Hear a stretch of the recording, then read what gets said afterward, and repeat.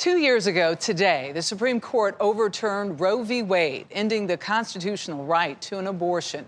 In a new CBS News poll out this morning, around 2/3 of Americans are concerned that pregnant women are more at risk in places where abortion is mostly illegal. Janet Shamlian got exclusive access to one clinic in North Carolina that has become a sanctuary for out-of-state patients seeking abortion care. This is an abortion clinic in Charlotte, North Carolina. But for months now, a steady stream of patients have been coming to A Woman's Choice from hundreds of miles away since Florida banned abortion at 6 weeks in early May. How has the ban in Florida been impacting this clinic? Tremendously. Over the past couple of weeks, we have seen an influx in patients, double, triple the numbers. Worker Dallas Blake says patients tell her stories of 10-hour drives and having to take unpaid days off of work to make the trip here.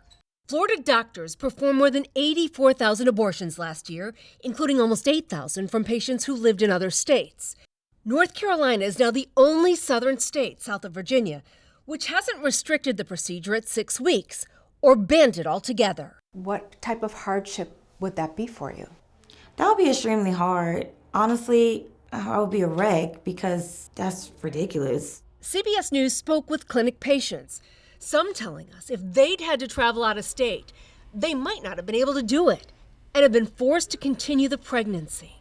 Like Hope, who lives in Charlotte. I barely made it here today because my daughter isn't in daycare, so I had to get a babysitter. I had to make sure I had a babysitter twice, actually 3 times, because I can't bring her here.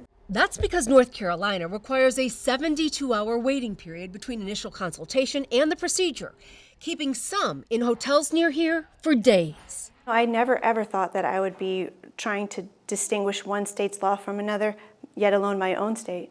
Dr. Chelsea Ward is the medical director. It's hard to keep up. It really is. I see more and more patients from out of state, and I can only imagine what they had to go through in order to get here. The road to abortion care, 2 years after the overturning of Roe v. Wade, for many, a much longer one. For CBS Mornings, Janet Shamlian, Charlotte, North Carolina.